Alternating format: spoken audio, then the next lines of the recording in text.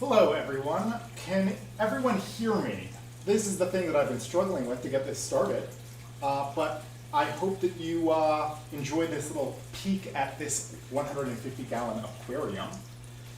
I am here, oh gosh, I'm right in front of the camera, bear with me, just trying to, now I'm walking far away, but this is my 150-gallon AQUASCAPE, and I hope that you enjoy the slow destruction of this aquarium tonight, because we are going to be setting up a new AQUASCAPE over the next 2 to 3 days. Because this is a 150-gallon tank, it's going to take some time. But can everyone hear me? Great. Do I sound okay, or do I just sound passable? Let me know. I'm going to step out of the way of the camera and let you enjoy this aquarium for just a little bit, because while you guys watch this aquarium, I also need to finish taking a couple of final shots of the tank so that I can document it for posterity. So I'll be taking any questions you guys have in the first 5 to 10 minutes while we just watch this aquarium.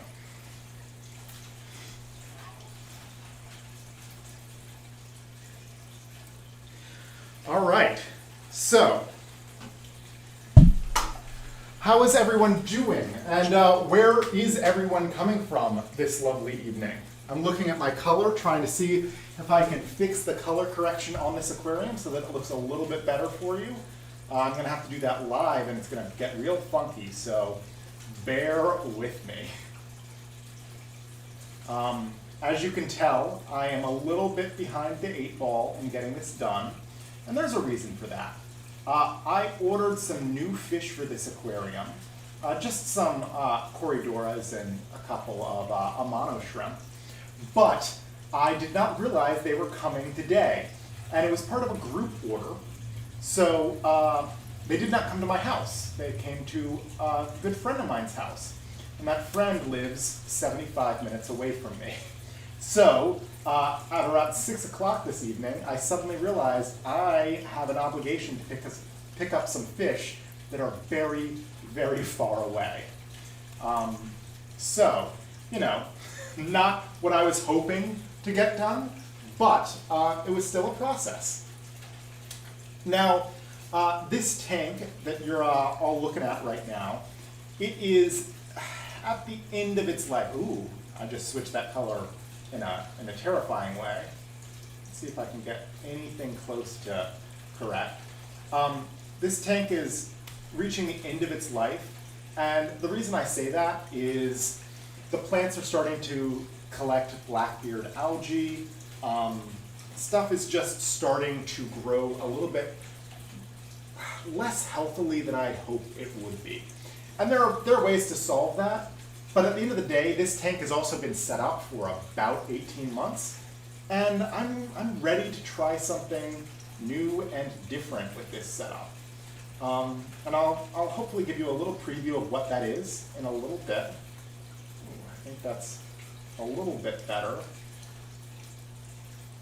I apologize for the color, but let's see if I can hop right in front of the camera. So, hi everyone. Glad to see you all here on this stream. This tank behind me is 5 feet across, 2 feet tall, and 2 feet deep. It's 150 gallons, and it is massive. In order to get everything out of this tank, I'm gonna have to be up on a ladder. So I figured rather than doing it alone, I'll do it live, and if people want to stick around, they can stick around. The plan is to collect all of the plants out of this aquarium that are salvageable and use them for the new scape. So I've got to get all the plants out, all the hardscape out, and then later I've got to figure out how to get the fish out. I don't know if that's going to be possible.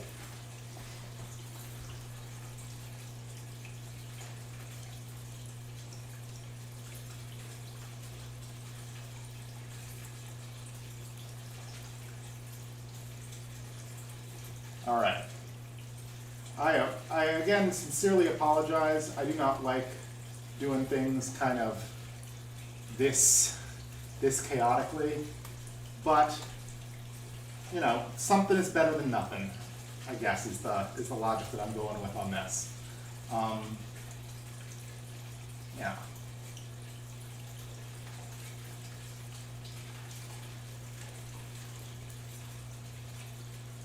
All right, how do people feel? Will I be using the same fish for my next skate, Mr. Fish asks. Yes, I will. I'll be using all the same fish with maybe a couple of tweaks. I'm getting rid of my rainbow crebensis because I don't like them. They're a lovely fish, but they're not a lovely fish for me. They're reproducing out of control in this tank, and I want them to stop. So that's as good a reason as any to start the process over and get them out. Danny's Aquarium says, congrats on 100,000 subscribers. Thank you so much, I really appreciate it. So, I'm gonna let this sit here for a little bit. Hopefully it's a nice little moment of zen while I get some final shots of the aquarium just off camera. The reason I'm doing that is, while this stream is documenting the process, it's not the best picture quality, as you can surely tell. And I want something that looks a little bit better to last into posterity. Gosh. I don't know how to solve the problem of the aquarium looks so red on this webcam. I wish I could solve it, but I don't know how. So you'll just have to bear with me. I promise this stream will start really in earnest in maybe 15 to 20 minutes, which is the kind of professionalism that got me to 100,000 subscribers, right? Is not being ready to go when my stream is promised. A good friend of mine just texted me and asked me, when can I pick up the cribs? And the answer is very, very soon. Hopefully those fish will be out of there within the next, I don't know, 24 to 48 hours. So, you know, they are all yours if you want them. And it's not just 3 anymore. There are about 24 babies in this tank. 24 babies is too many babies. Let's see if I turn on the overhead lights. Do I help my color correction at all? I pop into automatic or manual white balance. Maybe I can get a little something going. So now that you have experience with subfiltration, what's your opinion about it? Do you like it? Look forward for my own tanks. So the answer to that question is like very enthusiastic yes. I really, really like the sumps. They are just, gosh, they're wonderful. Maybe if I just go full auto and let the thing do what it wants to do, maybe we can get a slightly better result. Sorry that I'm just tinkering over here. Part of the problem is my laptop is at the end of its life, and I can't really see fidelity on it anymore. So as a result, I'm kind of winging it. And, you know, I don't get to really see what's going on until the stream happens. Mr. Fish says, if I had 150, I would make the Blackwater Aquarium with jungle val and angelfish. So, you know, that's not that far away from what I'm planning on doing. I will tell you, I am in the process of gluing down a bunch of hardscape, which I'll show you later in this stream, that is going to make this tank insanely Blackwater. I don't know that that's what I'm necessarily going for, but it's going to happen. And I'm just going to roll with it. We're just going to experience what we experience. All right, I'm going to stop touching it and just trust that it can do better than I can, because I suck at color. All right, so in order to do anything with this aquarium, I have to be up here. This is the only way that I can do any work on this aquarium, and this hopefully gives you a little bit of an idea of how big this tank really is. that in order to do any maintenance, I'm on the top rung of a ladder. I am going to shoot a couple more shots down the length of the tank, but this tank is so overgrown. And the reason it's overgrown is maybe about 2 months ago, I kind of just said, you know what, this tank has done what it's going to do, and I can stop doing maintenance on it and just let it be what it is. So much so that I haven't pumped CO2 into this tank at all in months. And as a result, a lot of the stems are getting quite leggy. Now, the slower growing plants, the crypts, the Java fern, the Anubias, the Boos, are still doing pretty good, but the stems are definitely struggling. And that lack of CO2 may be a contributing factor in why I've started to notice blackbeard algae, which was really the jumping off point for, wow, it went full red again. And this is why you can't trust autocorrect, can you? Sorry, you know, the one thing I didn't account for was having a terrible webcam. If I'm up here, is it better? Yeah, anyway, the only thing that really forced me to this decision was that I can't do a lot to this tank without doing a full rescape, because it's so heavily planted. Doing anything in here up on a ladder is challenging, and it becomes, frankly, overwhelming to try to plant anything. Now, that's not to say that I regret this tank. This tank was built for me custom by Custom Aquariums, and I love it. It is exactly what I want. The only compromise that I had to make is that maintenance is exhausting. But for the, I don't know, 99% of the time that this tank is in my house, I'm not doing maintenance. I'm enjoying it. And man, I enjoy it so much more when I can look directly into the tank and I don't have to sit down in a chair to peer into the aquarium. I've done that for years, and this, gosh, this is a game changer. So, let's continue down this path. Still bothered by the horrific color situation that I'm working with here. Don't know how to resolve that though. I'm sorry, guys. If I go full auto, pretty much still where I'm at.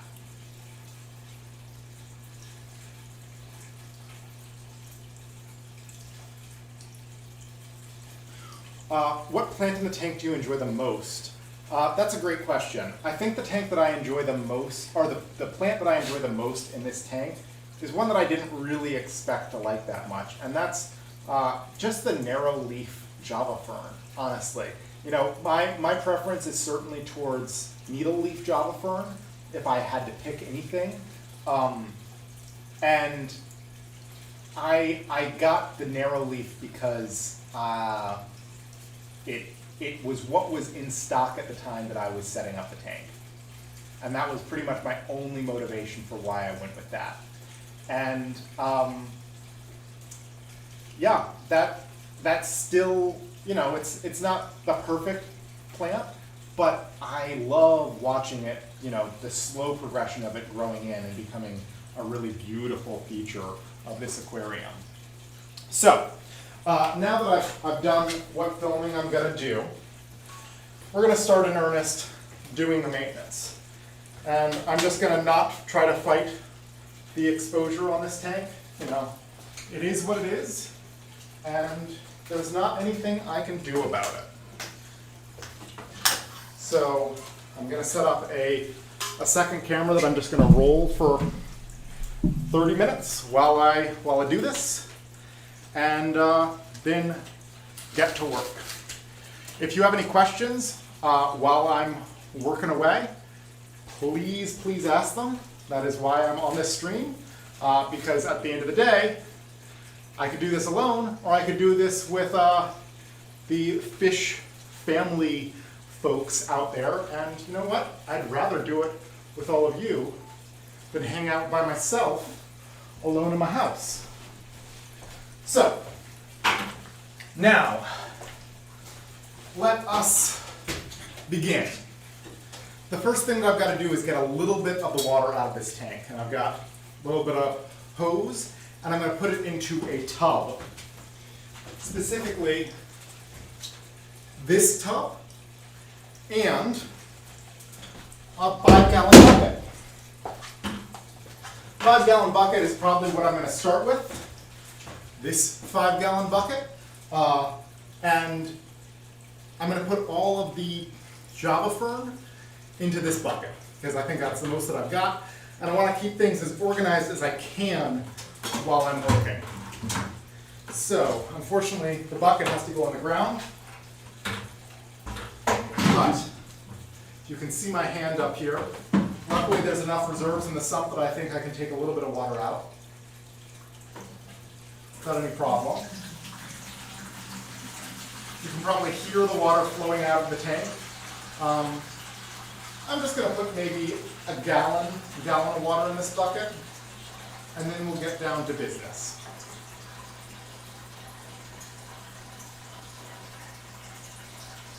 So, if anyone is wondering what's in this tank, what are the actual fish that are poking around in here?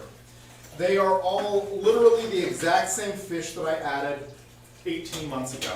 I have not added anything new to this tank in a full year and a half.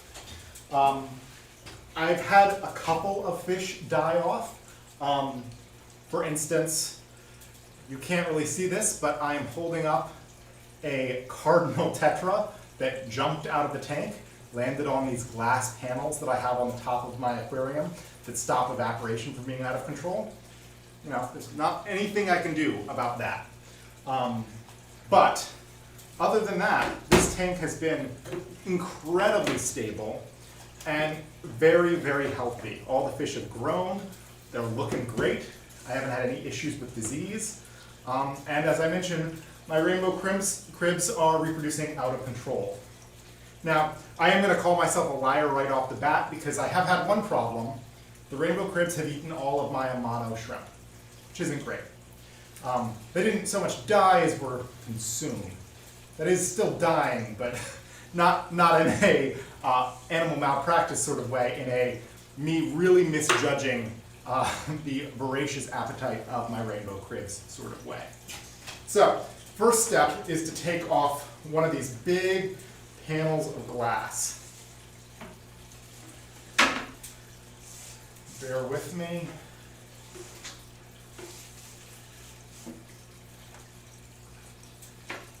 All right.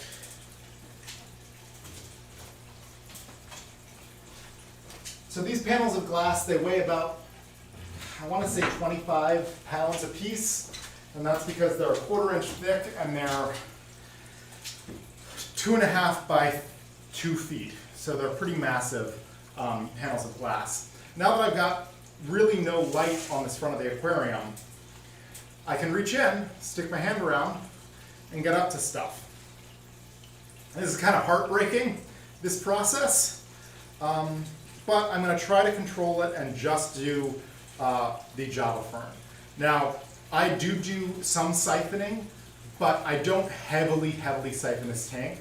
So as I take the Java fern off the logs, I have not been siphoning in between each one of the rhizomes, which means there's going to be just a ludicrous amount of mulm that's going to explode out of this. Just be prepared for that eventuality. So let's see if I can get any of this off in one big chunk. Wouldn't that be nice? All right. Ooh. Yeah, it's coming right off. So I glued this down with super glue 18 months ago. That super glue, dissolves relatively quickly, but lasts just long enough that the rhizomes of the Java fern are able to attach themselves. And now, you know, I'm able to pull this big piece of Java fern. Oof. Look at that. That is amazing. So you can see, yeah, did I mention Mom was going to happen? You can see this massive hunk of Java fern that I was able to just pull right off of the tank. Really, really beautiful. There's certainly a little bit of die-off, a little bit of dying leaves in here, but nothing really to worry about. It's something that, with a little bit more heavy dosing, I can get rid of that. And you know, a couple of leaves dying here and there is a natural part of the process. That is the natural life cycle of the Java fern. It's not necessarily a sign that something needs to be done, but a pretty incredible hunk of Java fern. I'll bring it down and show it on camera. Maybe you can see it up close and personal. Let's see if I can move this light around a little bit. Oh, shoot. Not quite. Bear with me.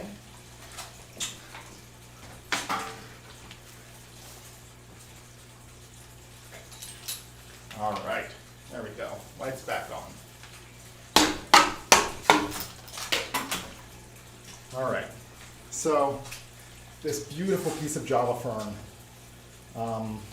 you know, that is what you get when you do 18 months of growth. You get, if you look back at the original videos, you'll see how much this has grown in. This was probably maybe 2 pots, maybe 3 pots of Java fern, and now it's probably a foot square mat of Java fern. Pretty amazing. And that's just one little chunk. So let's keep going.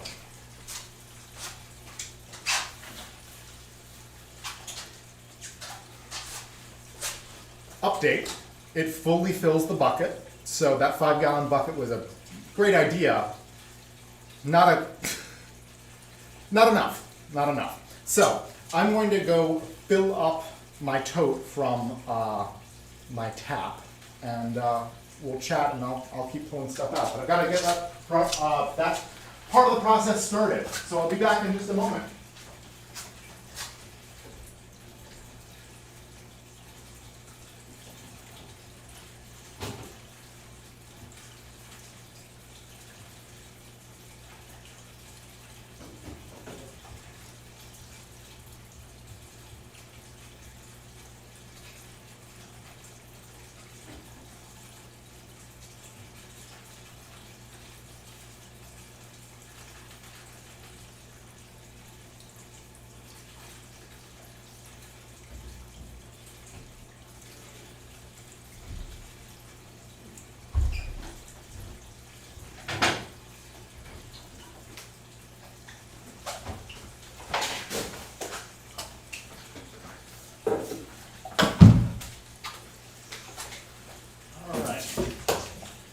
Just barely made it to the tote before my siphon overflowed, so that's a win.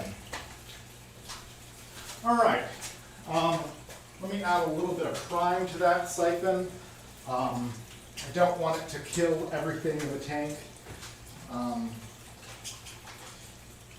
Even the plants, I don't want them to get blasted with chlorine. I don't want any of the beneficial bacteria to get killed off those plants. So already we can start to reveal the secret of this tank, which is how much space is taken up by plants versus hardscape. We'll see that as we reveal this, that this is actually several pieces of wood, not one continuous piece of wood, as it initially appeared at the start of the stream. All right. Let's see what's going on in the chat.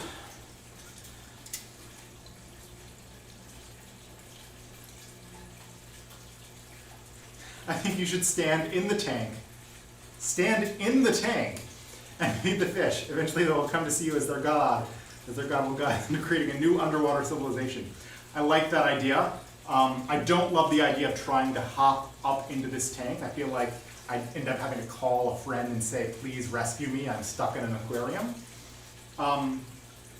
So going all the way back, What time is it where I live? If you're asking me that, it's around 10 o'clock. I don't know. It's close to 10, I guess. It's in the 9 o'clock hour.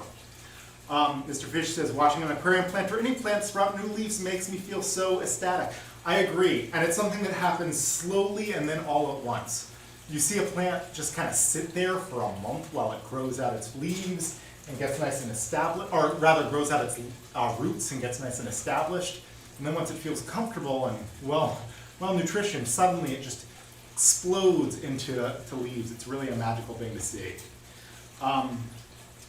Turds Creates asks, do you still have the Corydoras? So I do still have quite a few Corydoras. I don't know how many I have though. I've seen around, I want to say, the most I've ever seen at one time is around 8. I suspect there are more than that in the aquarium. I added a lot more than that. So I may have lost several dozen Corys over the course of time. And my guess of why is that they were outcompeted by all of the other fish, and they probably were weakened by a lack of food. So it's something that I need to solve for in the next iteration.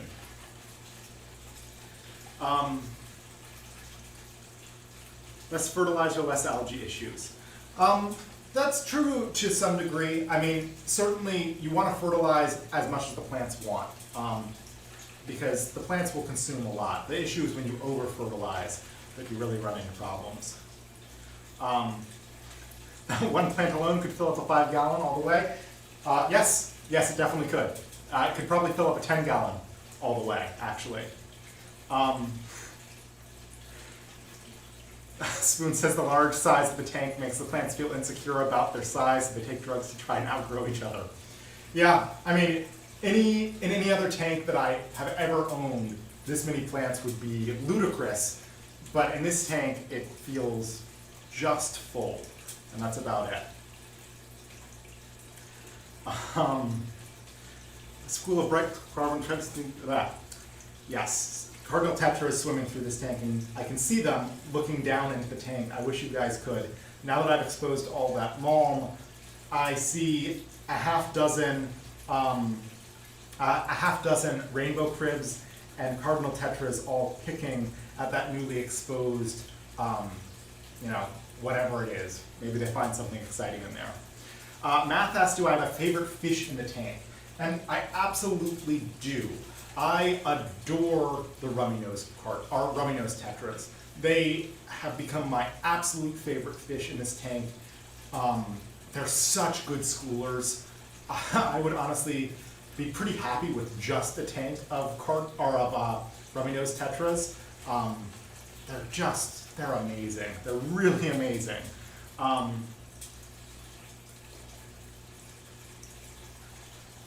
Let's see.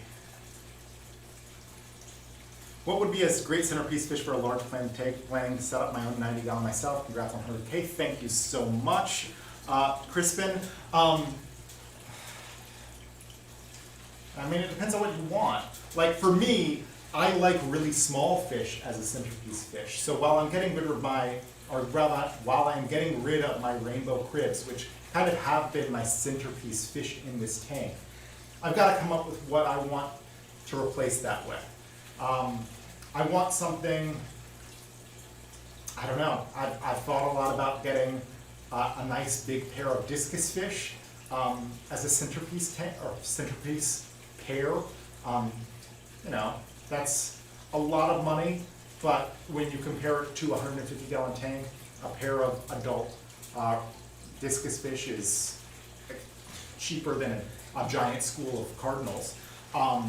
So I might go down that path. My biggest concern though is I really want to make sure that I am able to maintain a population of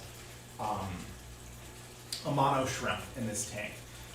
The rainbow cribs were too aggressive. They ate all the Amano shrimp, and that didn't prove deadly to this tank, but I certainly think the tank would have benefited from being able to have a robust population of Amanos. I don't know if that answers your question. I would probably go with smaller fish, maybe a couple of pairs of some small cichlid. The rainbow cribs are a great one if you don't care about shrimp. Apistos would be a great centerpiece, because if you have a big school, that school becomes its own centerpiece. And the fish start to behave much more naturally because they have a larger body of water. The problem with a lot of the bigger fish is they just don't have enough space to build their own territories the same way they would in the wild. Whereas a tank this size, for the small fish, it's much closer to what they experience in the wild. What happens when fish die in a tank this size? Do you even know? Almost never do I know. If I see a dramatic decrease in a type of fish, I would know. As I have not seen very many Coriodoras, I have to assume that some of them have died.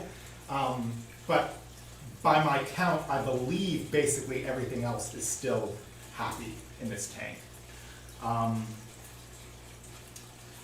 Cool. All right.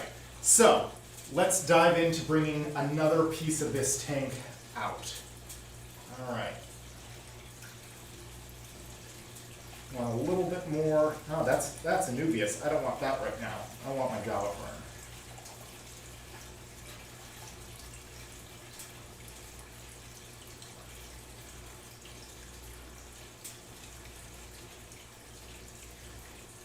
All right. Oh, I broke this one apart. That's too bad. I mean, it'll be fine. It's not going to suffer. It's less fun to pull out a couple of small chunks than it's one giant chunk. But I don't think that's going to come with me. So let's see. This much more manageable size. This actually would be an appropriate amount of Java fern to really fill out a 5-gallon tank. You'd actually have space for fish to swim in a tank if you had this much. So let's put this in the tub. All right.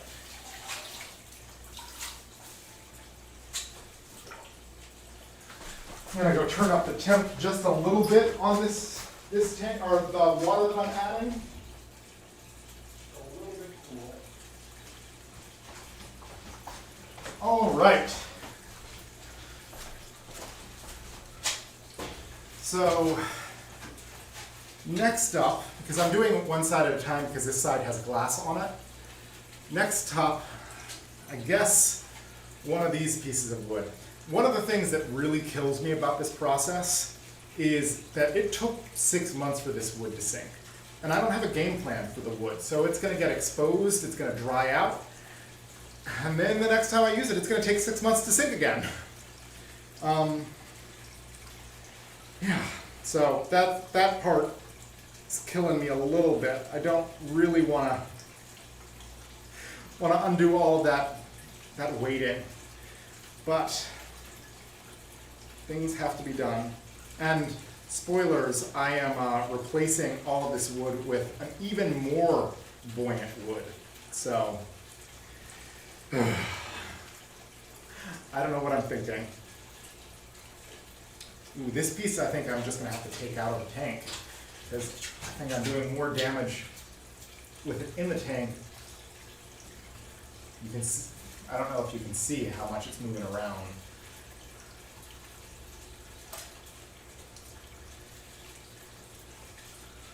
All right.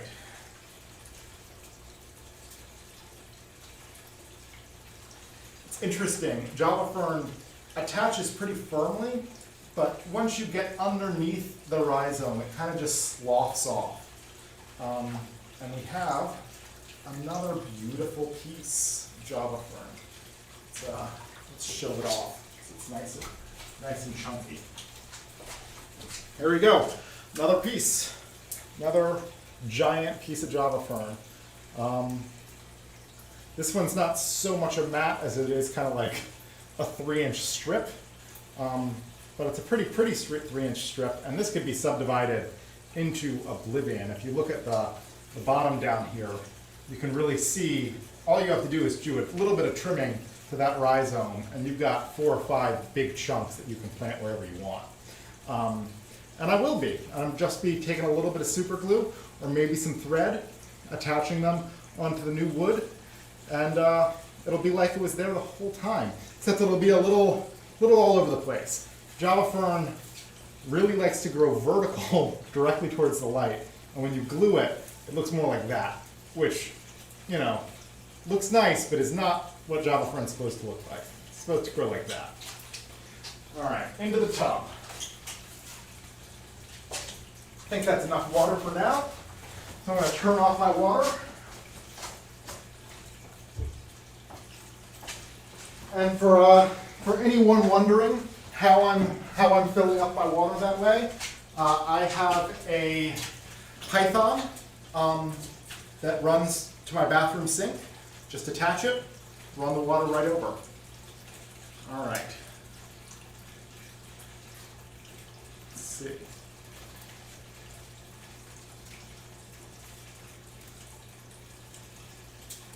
Mr. Alex, what do you think the minimum size tank for shrimp colony is?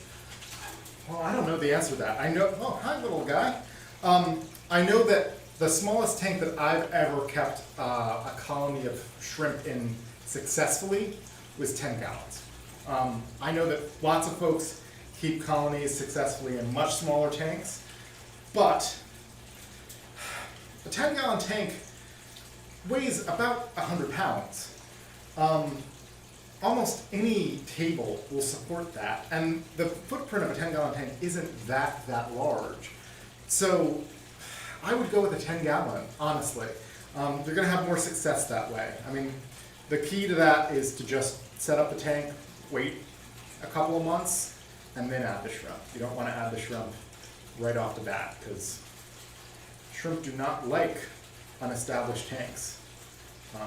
They really want everything to be really stable and a nice biofilm to have built up everywhere so that they can constantly be browsing. Because otherwise, you're kind of putting them in a food desert, and a food desert that's a little bit unstable. All right, I'm just pulling off little chunks now. Little chunks of Java Fern,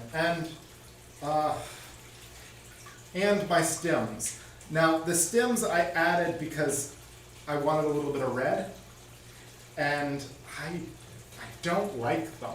I don't like the stems.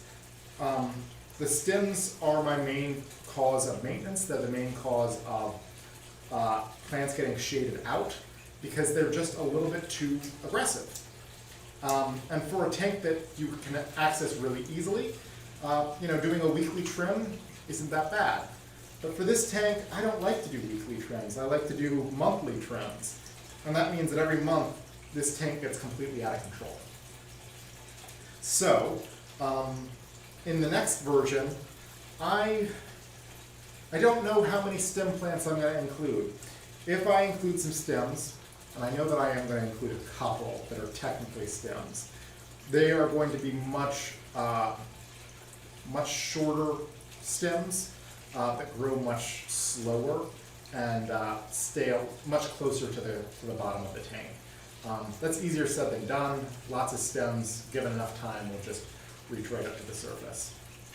It's interesting. So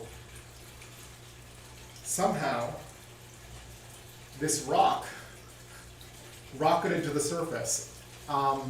There's a piece of Java Fern attached to it. So my guess is that the rock was attached to the wood through the Java Fern. And when I pulled up the wood, the rock came with it. But I'm pulling it out because I don't want it plummeting back to the bottom of my tank. That would be bad. All right. Continue this process. This piece of wood is looking like it's reaching the point where I can just take it out. Ooh, it's heavy. And very tangled all up in my, my beautiful tiger lotus that has overgrown this tank. Let's see what's going on here. So, gosh, what a shame this is. Wouldn't it be cool to figure out something to do with this piece of wood? It's beautiful, and it's got a beautiful setup of Java Fern, but I just don't have a tank that's big enough for something like this. But man, if you saw this at a shop, I bet you'd want it. In fact, if you're on the stream, I bet you want this. It's pretty pretty. There's also a little bit of Bucephalandra here that you can't really see it, but it's putting out some interesting little growth right from its rhizome as well. So it's finally happy enough that it's starting to propagate, in spite of the fact that it was getting really heavily shaded out. But I've got to take all of this stuff off here because you don't want Java Fern to dry out. If Java Fern dries out, it gets very sad. So I need to put it back in water as soon as I can. But I will try to do that up here so that you can at least kind of see what I'm doing. Just tossing stuff into this tub now. I'm realizing to my horror that my 40-gallon tub that I was planning on putting all of my plants in is nowhere near big enough. It is laughably small compared to the amount of Java Fern that I'm yanking off of this wood.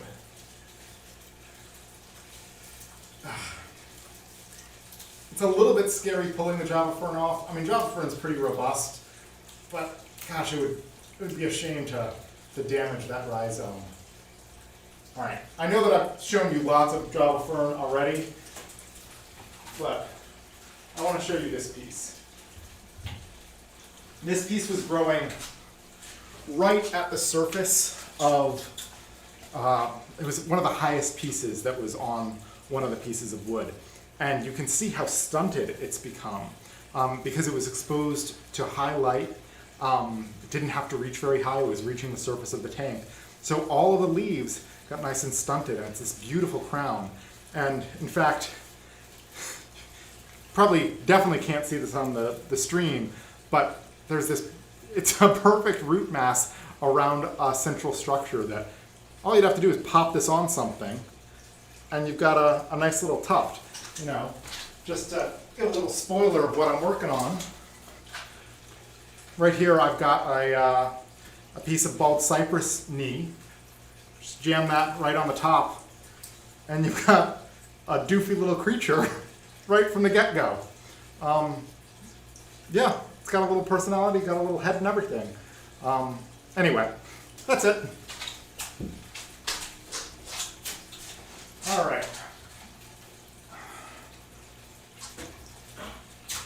Now, let's see. I'm going to take the Bucephalandra off of this piece of wood, and I'm just going to add it back into the tank because I'm not ready to deal with my Buce yet. I want to have everything as organized as I can because I've got to replant all of this stuff. And you see how long it's going to take me to take it apart. Imagine putting it back together when I actually have to be careful. Organization is going to be an important factor in that. I don't want to be digging for everything. I want to come up with some sort of strategy of how everything is supposed to go together. But just like that, this piece of wood is clean. And it's much smaller than it was when I put it in the tank because some folks have gotten a little nibbly on it. Everything clearly had a nice little meal with this piece of wood, which is okay. That is the natural life cycle of driftwood. You put some driftwood in, you can't expect to get it out the same size as you put it in the tank. All right. Joey asks, WTF are you doing? I'm destroying my aquarium, as the title of this video suggests, because I'm going to rescape it. And the time has come for a new aesthetic in this aquarium. All right. So I'm trying to do this as orderly as possible, which means it's taking a little bit of time. I think it might be time to say goodbye to all of these stems because they're inhibiting my ability to see what's going on. So we're going to do a yank and see what happens. Nothing good is happening.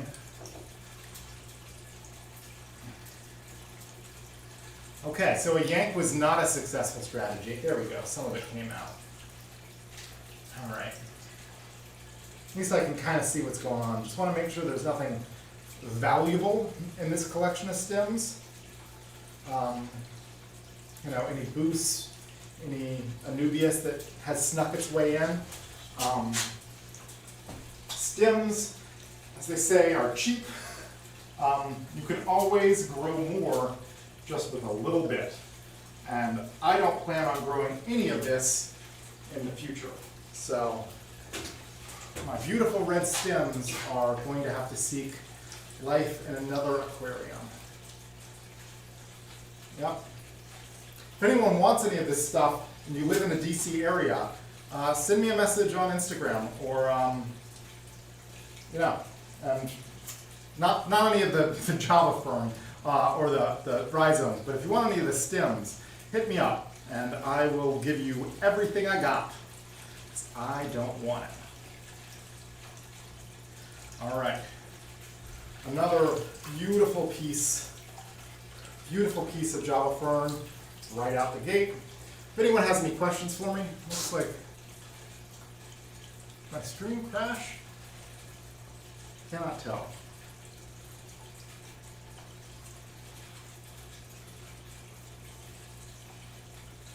Is anyone else worried about the water right at the top? It's fine. The sump overflow that Custom Aquariums designed works really well. If it starts really overflowing, I'll do something about it.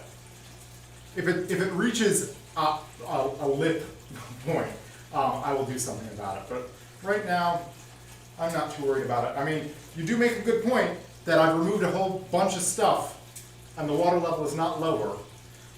So I may kill the filter if it continues to creep up. But, all right. Do I see any other Java Fern on this side of the tank? See a little bit. All right.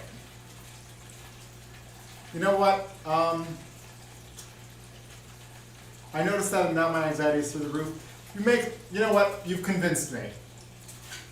Let me turn off the sump.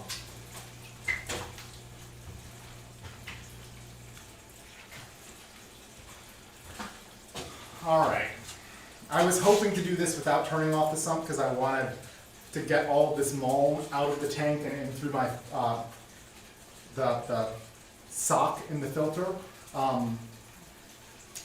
But I guess it won't be that way. All right.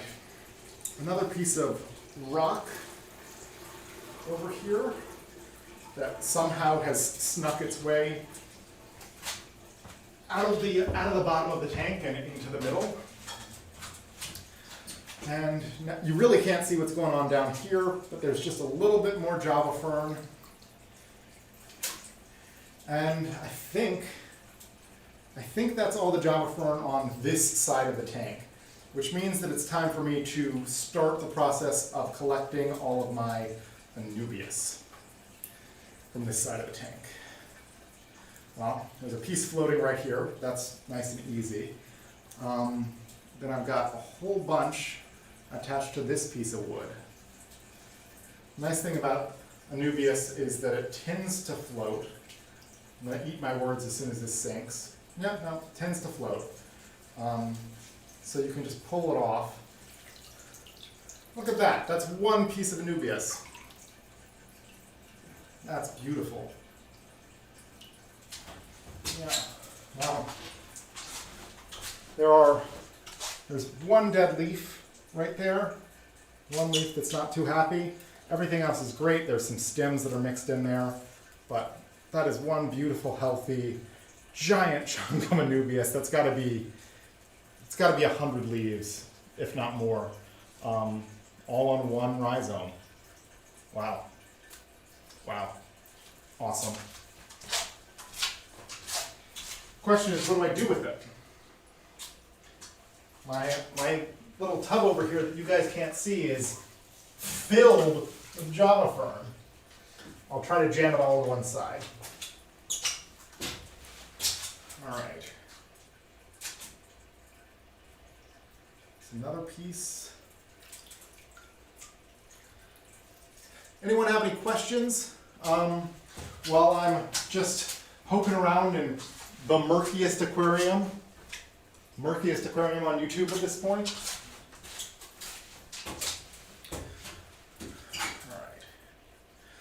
all of this, all these stems had a good life. It's time for them to become compost. I'm going to dry them out, make sure that they don't make it out into the wild. So basically what I'll do is I'll leave them probably on my kitchen counter for 3 or 4 days, make sure that everything is fully dried out, and then just dump it in my garden out back once all the life is out of them. And that way I'm not contributing to any invasive species sneaking their way into my backyard. Not that my backyard is a swamp, but a lot of these plants, they can, given the perfect conditions, can convert to a terrestrial form. And I don't want that. I don't want to be responsible for something like that. Gosh, got a big piece of Bucetalandra here. Look at that. Who knows what I'll do with that? But that's got to become a centerpiece rather than just a random plant that was lurking in the aquarium. Again, that's got to be 20 or 30 big leaves that are 3 inches long. That's pretty awesome.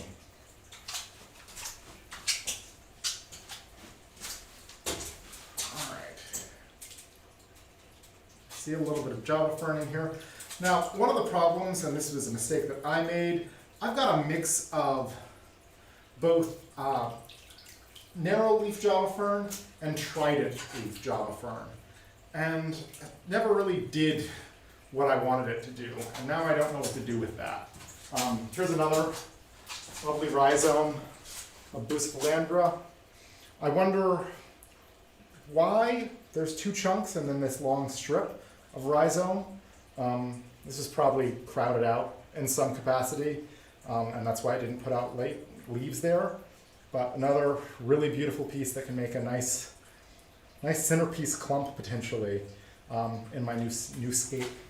I'll give you a little bit of insight of what I'm thinking for that new scape, which is I want to create a more organic way to display individual plants. I want to, rather than having everything everywhere, and this could all go out the window, I'm hoping to maybe have patches, not dissimilar to the Dutch style, but kind of Dutch style meets a more traditional aquascape. That's what I'm thinking. Thanks, Joey. Oh gosh. Look at that. Another, now I'm just showing you plants like a real weirdo, but look at this piece of Anubias. Look at those beautiful leaves, and there's so many magical pieces in here that I never really noticed because they're all just part of a big clump. But seeing them as individuals, these are all beautiful pieces in their own right. That's awesome. Just so awesome. I don't know if I mentioned this, just rambling over here, but I think my main plant source for this upcoming scape is going to be crypts.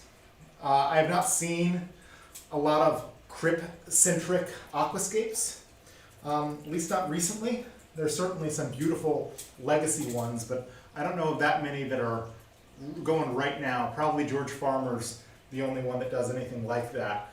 And I wanna show some love for crypts, because in a tank this size, I actually can show some love for crypts. You know, that's the problem with the smaller tanks, is that you're limited to these smaller plants. You're limited to tiny little pieces of boost, which you guys can't see, but there are little bits of boost in here that just disappear in a tank this size. But a beautiful crypt, you know, they're crypts that grow 3 feet tall that can start to drape and create really beautiful cascades. And that's kind of what I'm thinking about doing with this next scape. I want to show off some totally different plants. Give that a go. little teeny piece of Anubias. All right. Yeah, this is what I was talking about. You know, this is a really lovely, very, very healthy piece of Anubias Nano Petite. An 150-gallon tank, it might as well not even be there. So I need to figure out a way to show it off, and maybe the answer is to have a section that's just a bunch of Anubias Nano Petite so that you can appreciate it as a cluster rather than little teeny accent pieces that make the whole tank look more beautiful, but the individuals kind of get lost. I think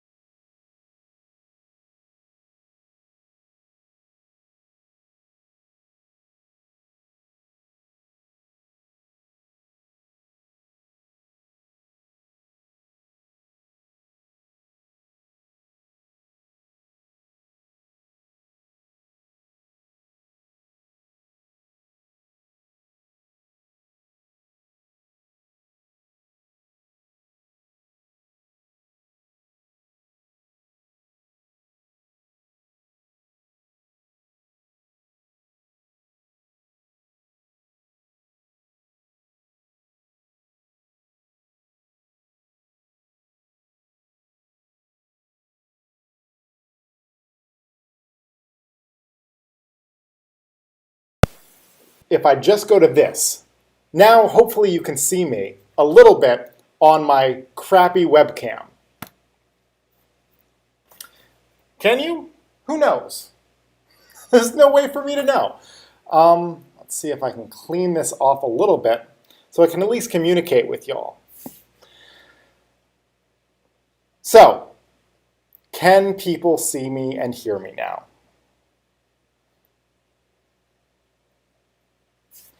I'm just going to sit here and we'll find out together whether or not you can get anything from me.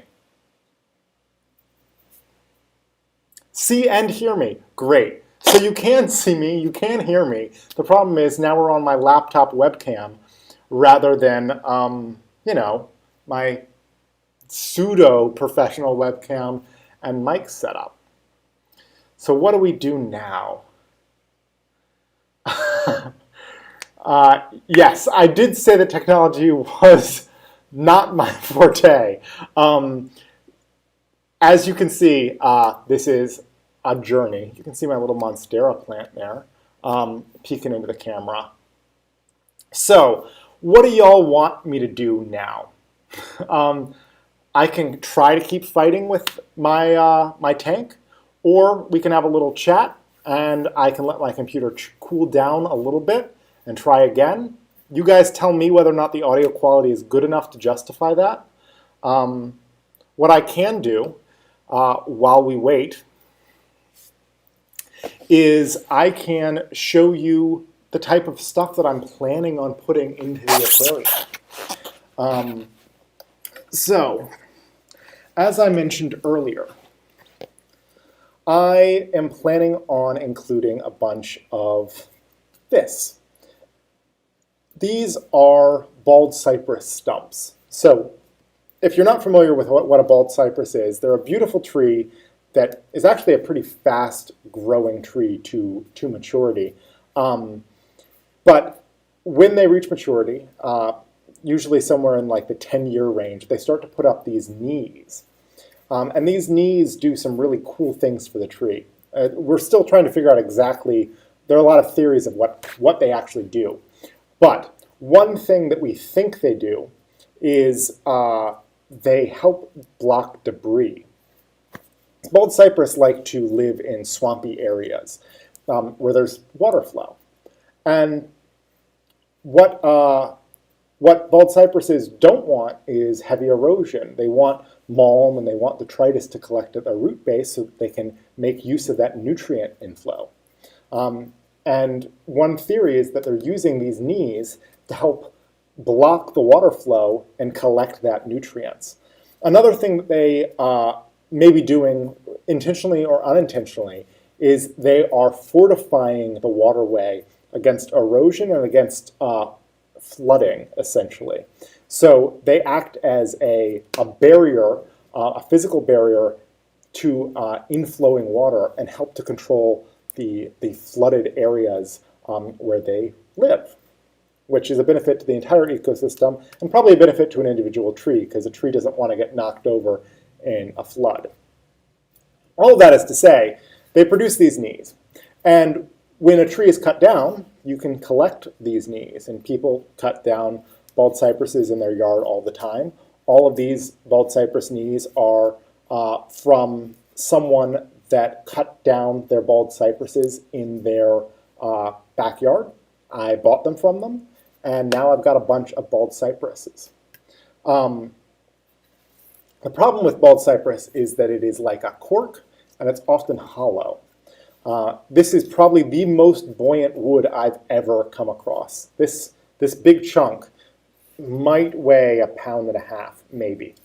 So I had to solve the problem. How exactly do you hold down bald cypress in that instance?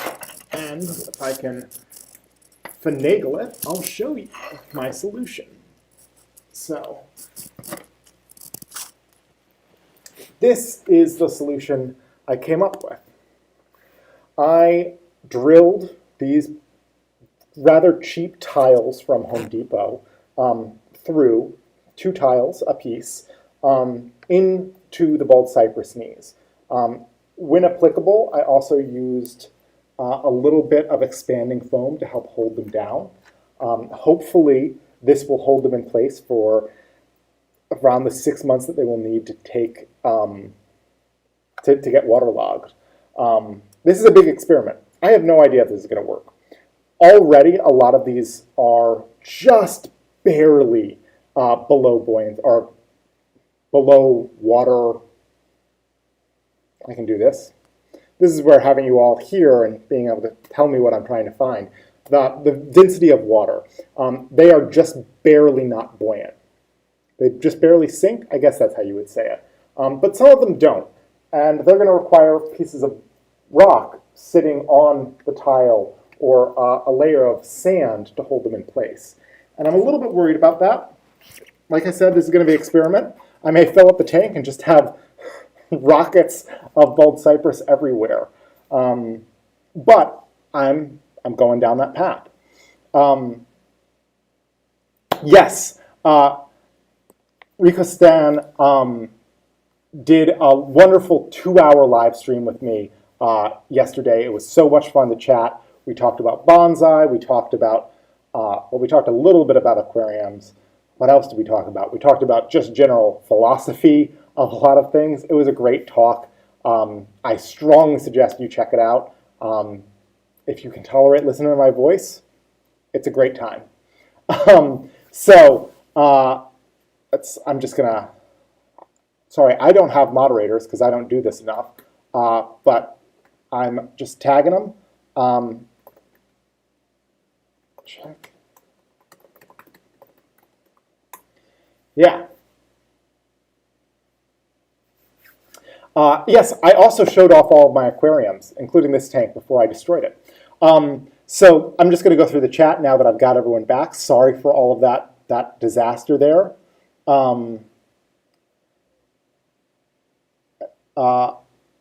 Eduardo asks, can you bring the laptop higher and let the focus on the work you were doing? The sound is perfect. Okay. I can consider trying to figure out how to do that. The problem is I don't really have a table high enough, but I can see what I can do. I'll give it a go. I'm hoping the cypress works out. Pretty chunks of wood. Yeah. So one of the things that's an issue with the bald cypress, or maybe a good thing, is the bark is still attached to the wood, and bark rots pretty darn quickly. So it's going to transform relatively quickly. It'll be an experience.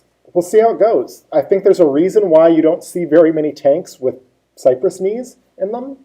And we're going to find out together what that reason is. The other thing is that when I put even like one piece like this in my tub to test it out and see whether or not it will sink after a few days, just one piece this size dyes the tub a deep, deep tea color. So when you're talking about, I have 24 of these that are going in the tank, it's going to be a black water tank. And it's probably going to be a black water tank for 6 months or more. I'm going to have to do weekly water changes just to be able to see my fish, which I'm knowingly signing up for. It'll be an experience. Like I said, I've been in this hobby for more than 20 years, and it's fun to try things and find out why people don't do them. You learn by trying. So, yeah, keep going. Tally says, now I'm just picturing trees with knees. Yeah, I mean, literally what they are. It's just, me dude says oxygen to the roots. I'm guessing that that's a theory of what these knees are doing. I've not heard that before, but I'd accept that. Oh, it's Sean Murphy. Well, now I definitely accept it because Sean Murphy is a very smart guy who is part of Guapa, and I fully believe that if he's telling me that it's oxygen to the roots, it's oxygen to the roots.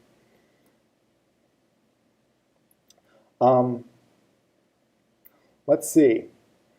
Jasper Heel asks, question, will you be keeping your fish? I absolutely will be keeping my fish, with the exception of the rainbow cribs. They're the only ones that are going someplace else. Everything else is staying in the tank. I'm going to have to bring them out of the tank at some point to rescape everything, but they're going right back in, and hopefully they'll go back in healthy and happy. Sean says, you didn't ask for help, you have a club, you know. I do have a club. I could have had like 3 or 4 people over here and we could have got this done like that, and I'm sure everyone would have loved it. But I also know that if this many plants were just laying around, you guys would want some of them. And you could probably have some, because I have a lot. So I should have asked for help. So apologies. Actually, there aren't that many people on this stream right now. Part of the reason why I'm doing this right now is on Saturday, I'm talking to the club that Sean mentioned, Guapa, the Glen Echo Park Aquarium. I just visit there a lot. The Greater Washington Aquatic Plant Association. I'm speaking to that club about how to rescape a tank that is already, set up and getting it from point A to point B. And I'm just going to be showing off this whole process. So I've got to document a little bit here and there and make sure that people can see what's going on. But hopefully that's at least a mildly engaging talk. If you are interested in showing up, our meetings are available to the public. It would be great if you would join as a member. But the Greater Washington Aquatic Plant Association is an amazing club filled with incredibly knowledgeable people, and we're still doing our meetings via Zoom. So now's the time to get some cool information. Little plug. It's this Saturday. Scott1 asks, can all fish live in tannin-based water? I don't know the answer to that. I would have to imagine no, just because some fish didn't evolve to navigate in tannin-landed water. But most aquatic fish that we're dealing with in the hobby, especially if we're talking about things from South America and the Amazon River Basin, they're all very accustomed to tannins in the wild, so that shouldn't be that big an issue. And in fact, you can start to really see how the fish looks in nature when you have a little bit of tannins in the water. Definitely makes it harder to film. Everything looks very yellow, but in person, it really is spectacular.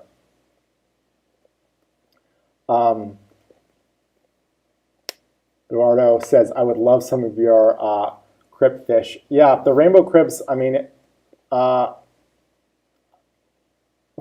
send me a DM. No living structure, only has one use. Yes, they help roots breathe, but others say they can't help trap silt and slow water movement in and out during tidal exchanges. Yeah, that's basically what my understanding was, but the roots breathing is an interesting point, and as I'm thinking through, especially if they're in water-sogged areas, that would make a lot of sense. Let's see. Daniel asks, will you be testing the pH? I don't know how much will the tannins affect the pH. That's an interesting question. I generally don't test pH. I don't even know if I have a test kit, if I'm honest. I'm pretty familiar with what my water does. But given that I'm adding this much biomaterial, I probably should invest in a test kit just to keep an eye on what's going down, because I imagine just the sheer mass of biomaterial I'm adding are going to cause some interesting things to happen. Yeah, I'm much more worried about what will happen to the ammonia spikes and nitrates than I am pH, for sure. Glitch Aquatic says, I have rainbow cribs and they have 30 or more fry and they are all surviving. Yes, that is the problem with them. They're wonderful, wonderful fish, but they breed like rabbits. It's not great. And then they're so fun to watch, but at some point you've got 30 fish that you've got to do something with. Yeah. All right. Let's see if I can solve this problem. I'm going to, now that I've given my computer a little bit of time to chill out, we're going to try restarting the other camera, see whether or not that works, and if it doesn't, that's okay. We will stay here, and I will come up with a solution with my laptop camera.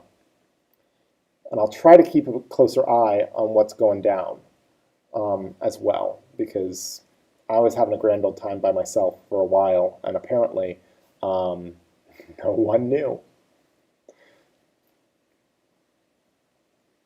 Let's see. Come on. Unplugging everything. I'm going to replug it back in, and we'll see what